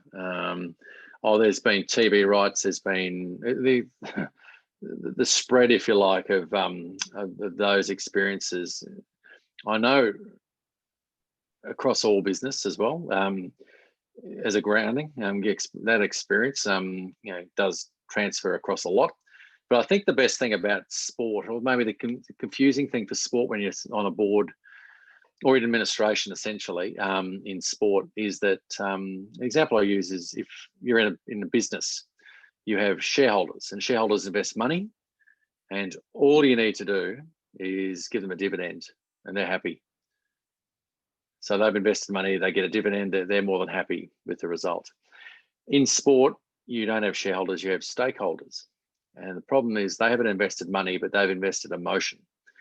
And when they've invested emotion, what I found, and like to try and help others with it, is you just got to listen. You have to listen to to people, because everyone, when they see you coming, here's a chance. We've got Kaspa here. He's on the board of Cricket Australia, and tell him what's wrong. No solutions. There's never a solution. It's just got to tell you what's wrong. The irony is when the Australian cricket team's winning, everything's fixed. So I found that, and I'm sure that when you speak to cricket administrators, that's part of the frustration they feel, is that everyone's got an opinion, and everyone, people want to be heard, but it's the emotion. That's what we love. That's why we love sports. So. And you spent time as well, albeit I think only for 6 or 8 months, as the interim CEO of Queensland Cricket. Yeah, loved it. Transferring, I suppose, a passion for Queensland, but more importantly, a purpose into the organisation. At the time, I know the staff were feeling a bit fractured with what was going on. And look, I applied for it, but was told that I didn't have enough management. I needed more management experience, amongst some other things. But I would love to have done that. And I think, being passionate about a sport, but also the state, it's something that I'd love to be involved with all along. So let me know when the Glammy CEO role comes up, would you please? Certainly, but let's talk. Let's talk as well about T20 and the Masters T20 series, which is thriving in Australia with the Queensland Bulls. You've been playing a role with that. Yeah, it's not a series as such. We don't play against anyone other than just local teams or regional teams. Now, the Bulls Masters, Queensland Bulls, Jimmy Mara and myself started it, who was, of course, a Glamorgan guy as well. Started it 10 years ago. We've got one of Queensland's best sports lawyers involved, one of the best accountants involved, one of the best marketing commercial blokes in Queensland sport also involved. Jimmy Marr, Ian Healy's the chairman, and Andy Bickle as well. So we started that, and look, wow, that purpose is to nurture talent in all of regional Queensland. Queensland's really different from every other state, and you'll hear that from a lot of people from down south. But where it's different is that there's more people play cricket outside of Brisbane, the capital city. It's about 55% of people who play cricket in the whole state play outside of Brisbane. So different from every other state. I think, New South Wales is about a 60 Sydney, 30 outside of Sydney and country. So really important to take cricket into these regional areas to inspire kids, but more so inspire their parents and the volunteers to keep going, to be involved in the game. So it's been a great success with great support, and yeah, so they I'll probably play 3 or 4 games a year of T20. I got to say, Higgers, the best thing what we've got is we can still go and play 2020 cricket because it's 4 overs maximum. Keep your foot behind the line, don't bowl too wide. And it's 24 balls and you count them down. And most wickets we play on spin a lot, so I try to encourage the spin option with our talent. But one of the best things about what we do is we'll have former players from Queensland, playing for us. So Andrew Simons plays always. I said Jimmy. We've had Ryan Harris. We've had Chris Lynn. Joe Burns has played. We've had current players coming as well, but we also get international. Well, we get guests, 1 or 2 guests to play with us. So I'm not sure if we've had pretty much the Australian Rugby League team. Cameron Smith. We've had a couple of Wallabies. We've had Milton Flatley. We've even had one of Australia and Queensland's best lead singers for a famous band. They're retired now, called Powderfinger. You wouldn't have heard them over in Wales, I don't think. But Bernard Fanning is the lead singer. He loves his cricket, so he came and played a game of cricket. Took a wicket as well and took a great catch. Brilliant. I know here in Glamorgan, through Michael Powell's influence, there has been a Glamorgan Masters team have games, and so who knows? A Glamorgan Masters tour to Australia. I'll have to have a chat with Powley and see whether my remit as scorer includes coming on Masters, because I'd love to see you and the guys and Marbo again, Jimmy Marr. That sounds like a plan. That's good. I like it. It does sound like a plan. And Jimmy Marr, I'm hoping we might be able to link up with Marbo. But before we go into the questions, and if I can say as well, thanks to everyone who's been using the chat function. But if you do have any questions you would like to raise, by all means, put them in on the chat. But one of them, Howell Williams, is actually saying, "What are you doing now, Kaspa? Are you a car salesman, a motivational speaker, a coach?" I'm pretty sure the answer, Kaspa, is no to all of those. So tell everyone what you're doing.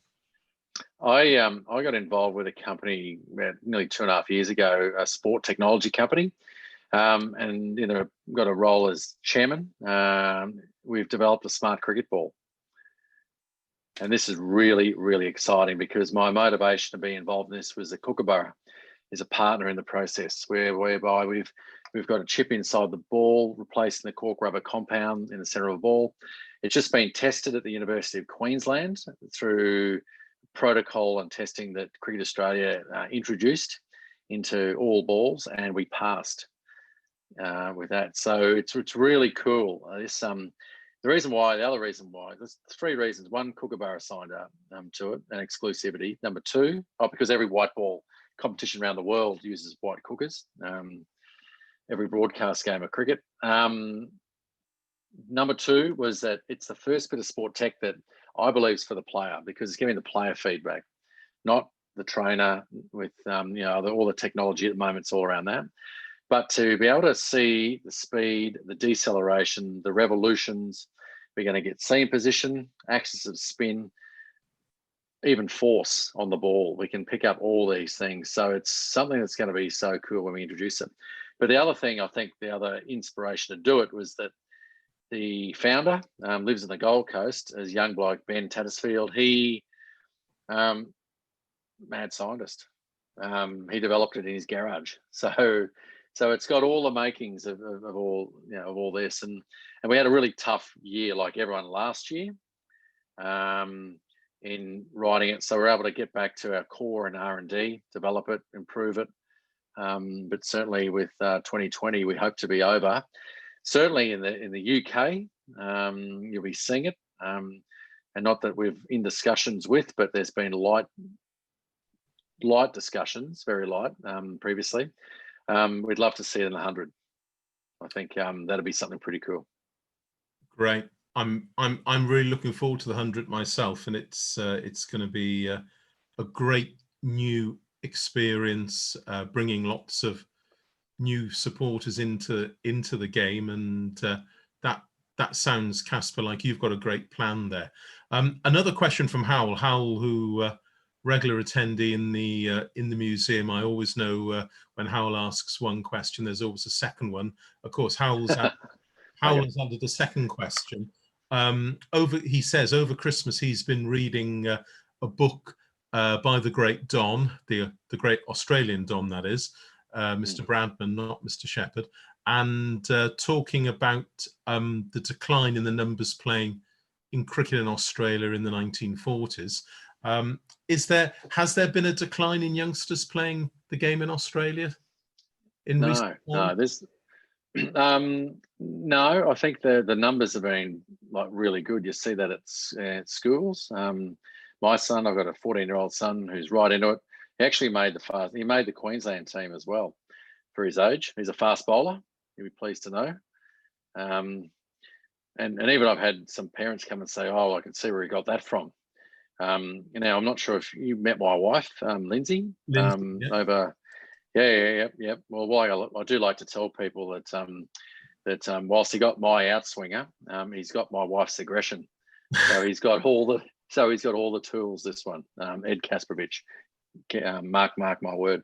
I think just maybe society. There's so many more things to do.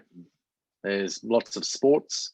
There's other hobbies. So it is a challenge. I won't say it's easy. Nothing's changed. It's always been a challenge. But I think cricket in Australia has done really well in trying to capture it. And engage with kids, and that's what we found with Big Bash.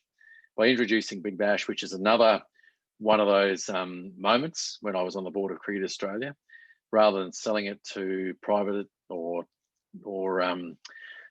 just keeping it within, but making it at our own. I think the tribalism as well, we've really seen the benefit of that. I had a little, like everything, sort of slowed up the last couple of years and with TV rights, but we're right in the middle of our Big Bash right now, and there's been some extraordinary games, exciting games. And one of the good things about it is that we're seeing more English players coming out and playing and being part of it.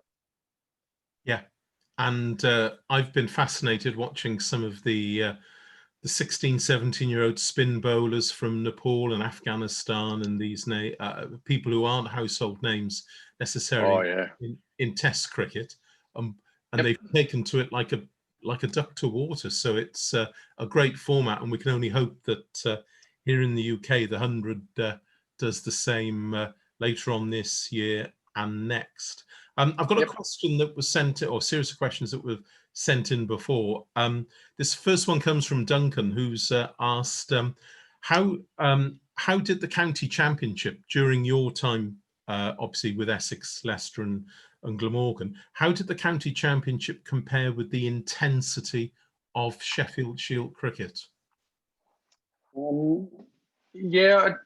I think at the time, because there was so many teams, had 18 counties, so your talent was spread, whereas with 6 states, it's condensed. So I'd say that was probably the difference. Now it changed a bit too, because early on you'd get Australian players back playing Shield cricket, so you'd play a full strength New South Wales side with Taylor, War, Slater, Bevan. Oh, look, who else do they have? Mcgrath. You'd be playing. I think you got 10 games as well. So yeah, so with 6 states, 5 home and away matches through the season. So there was a real intensity to it, and I suppose that was it. It was a moment. Whereas county cricket at times, I guess it rolled on. You had another game this week, next week, 2 days off, and you're just playing more cricket. So intensity is probably the key.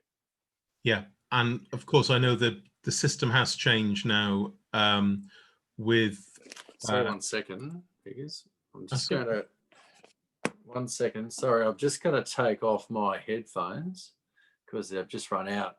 I can't say it was going for 7 hours. No. Okay, that's okay. Okay, that's better. Good.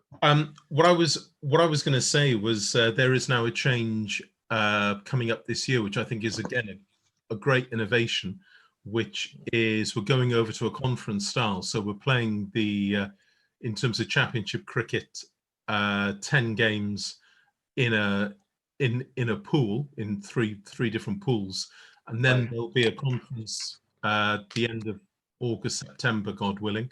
And there's also then not only for the winners of the competition, then there'll be a playoff for the Bob Willis Trophy at the end. So there's something for everyone there, and I'm really looking forward to seeing how that is going to pan out, and also the intensity. It does mean for I think Matt Maynard made the good point I saw in an interview he did over Christmas, saying that it means every county can now go out and potentially win the championship every year, whereas in the two divisional structure, only those at the top of Division 1 actually could reach the highest accolades. So I'm sure we'll see some changes there. The next question, Kaspa, is from Paul, asking about Glamorgan's new signing, Michael Nisa. Is it Nisa or Nessa?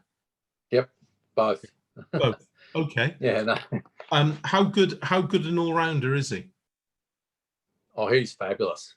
He's he's an awesome cricketer. He's an awesome guy. But he goes all day. He swings it. And especially with Duke. He's going to be stunning signing for you guys. He's one that under the surface, you wouldn't know much about, but you'll find, and even with the bat, he's going to score an awful lot of runs. Fabulous signing. And a good bloke, I gather. Well, he's from Queensland, so of course. Of course, it goes without saying. Richard has sent in this question, saying that you've been one of Glamorgan's most successful overseas bowlers on the wickets at Cardiff. Wakar Yunus also had success there, but Wakar also had some purple patches down in Swansea. But I think you've answered this, but I will ask the question again. What was the secret of your success at Cardiff? Well, I think that's it, bowling a straight line, hitting the deck and with fields. The ball was reverse swinging when it got older. But I think on wickets, like slow or low wickets, you still got to find a way to attack. It's building pressure, obviously, but at different stages of stepping it up a gear and finding a way to attack. Okay. And then John has also asked the question, which captain got the best out of you? And then the rider, why and how?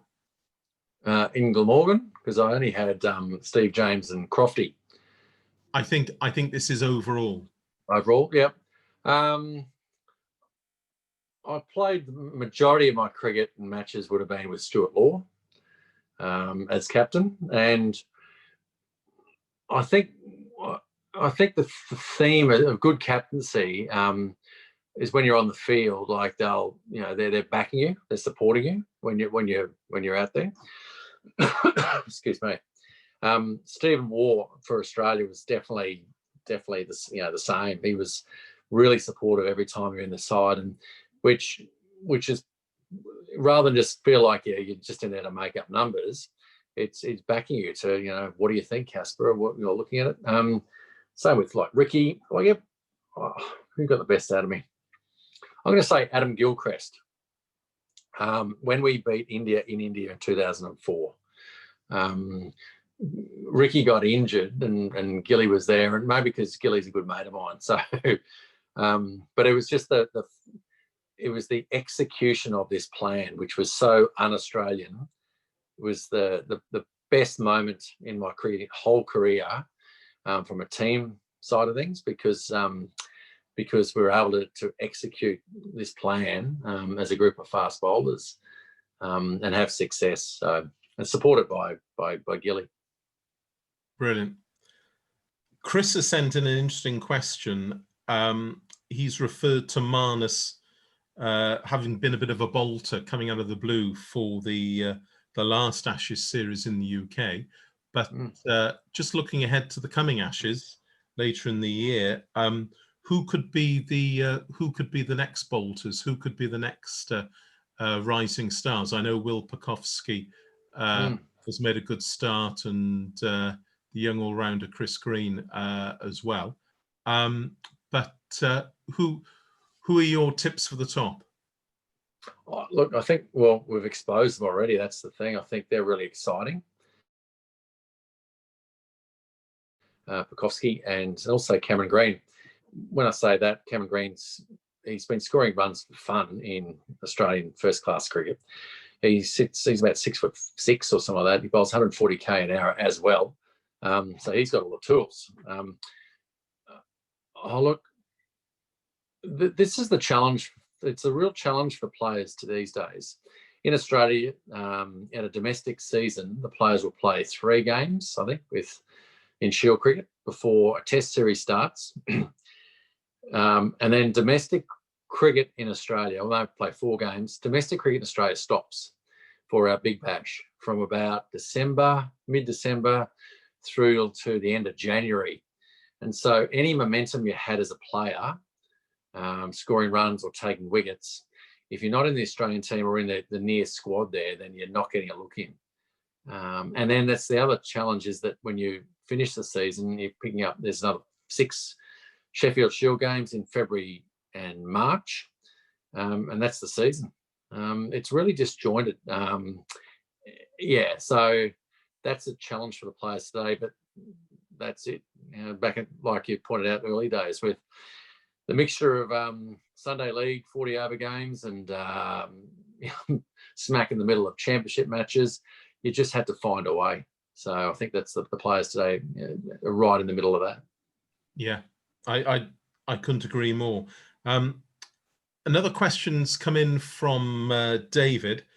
It's 2 parts, both about your favourite ground in Australia and your favourite ground in the UK.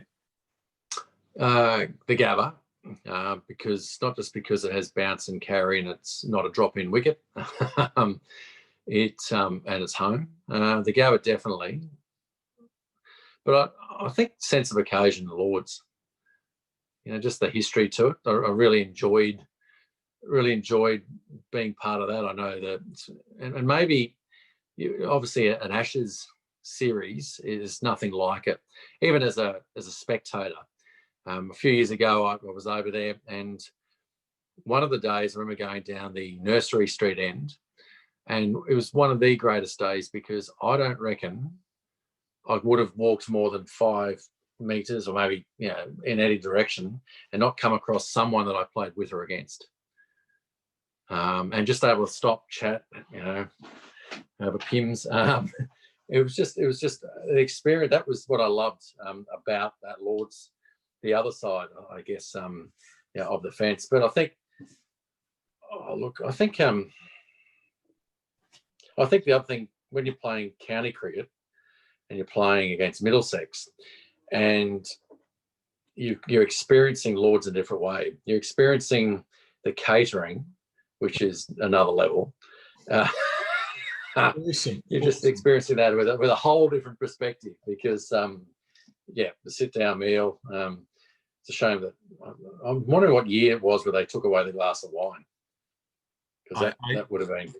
I couldn't possibly comment, but what I do know is for those people on the call who won't have experienced the catering at Lord's, it's a 4-course meal, starter, mains, dessert, coffee, and it's all waitress served.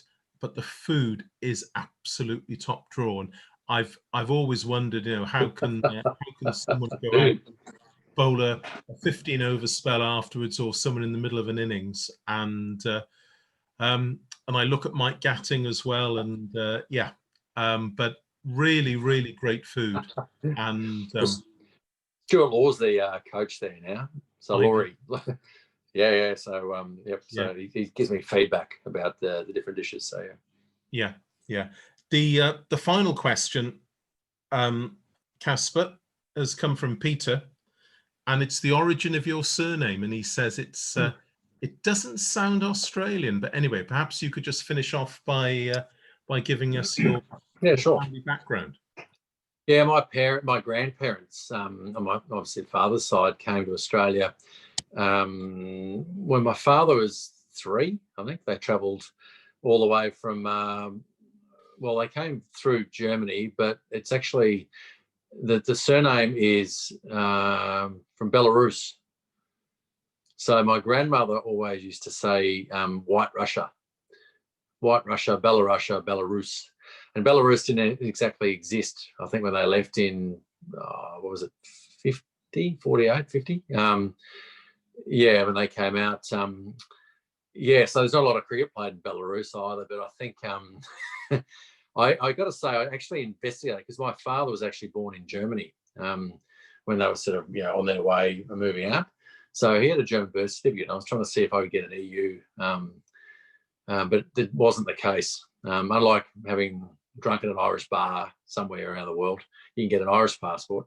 I wasn't able to convince them that way. But yeah, look, I think one of the things for me was the fact that Kasprowicz, it's different.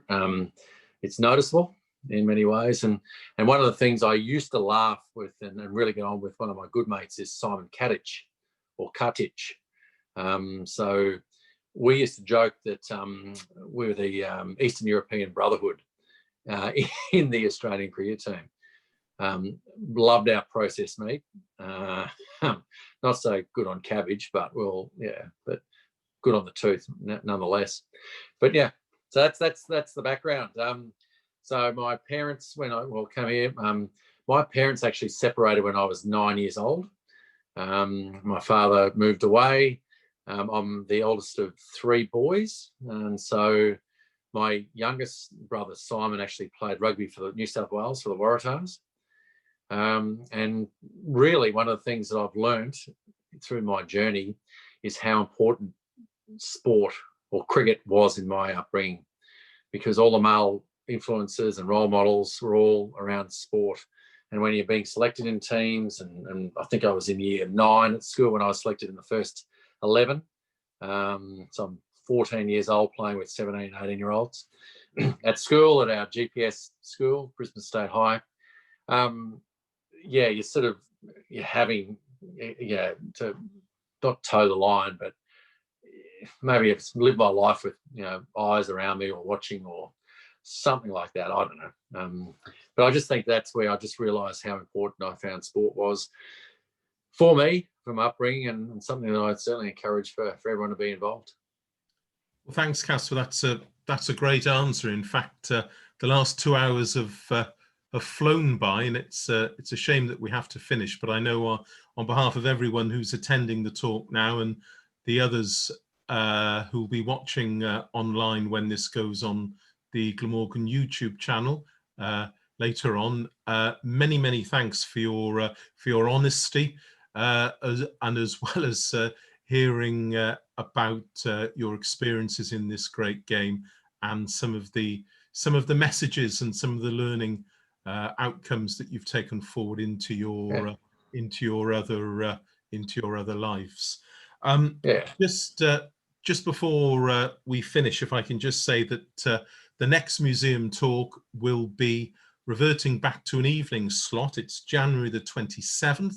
Of course, this year, the calendar year 2021, Glamorgan is celebrating their anniversary of achieving first class status. Glamorgan playing their first ever game in May 1921 at Cardiff Arms Park, beating Sussex. And the first museum talk on January the 27th will be covering the 1920s and the 1930s. Obviously, there aren't any players still around who we can talk to, but there are descendants, and I'm delighted to say that we'll have the daughter of, the granddaughter of Glamorgan's first ever captain, Norman Riches, NVH Riches, the son of another Glamorgan player from the 1920s,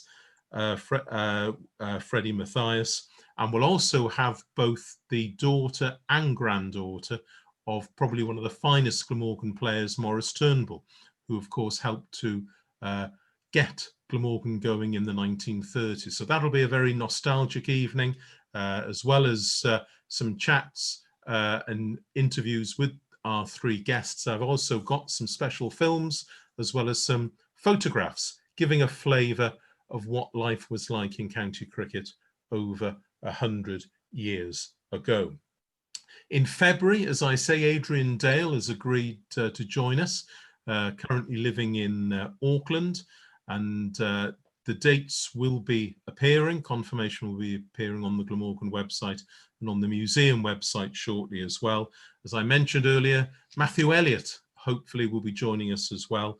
We've got further talks looking at the Glamorgan seasons in the 1940s and the 1950s, and as well as the 60s and 70s, as we gear up to what we all hope will be a summer when we can, well, if we can't get back fully to normal, we'll give it a good go and we'll try to get back to this great game and supporting this great club in a very, very important year. Well, the year, Kaspa, has begun in a fantastic way. Thank you so much. I know it's a late hour now in your home in Brisbane, but thank you so much for giving it your time this evening to share with us your memories and your thoughts and your recollections, and also some of those funny moments during your career. We all wish you well, especially with the ball project, and we look forward to seeing you when you're next over in the UK. So on behalf of the CC4 Museum of Welsh Cricket and Glamorgan County Cricket Club, many, many thanks, Kaspa. Diolch yn fawr iawn. I'm sure you can remember some of the Welsh. I don't know if Edward Bevan managed to teach you various words. I'm sure you can remember that, but diolch yn fawr iawn. Thank you very much. And on behalf of everyone here in South Wales, as well as in Essex in the UK, thank you so much. Oh, it's been my pleasure. Thank you very much, Andrew. I've really enjoyed it, and I'm really looking forward to getting back to Cardiff one day soon. Thanks, mate. Thank you so much. Yeah, cheers, Kaspa. Thanks very much.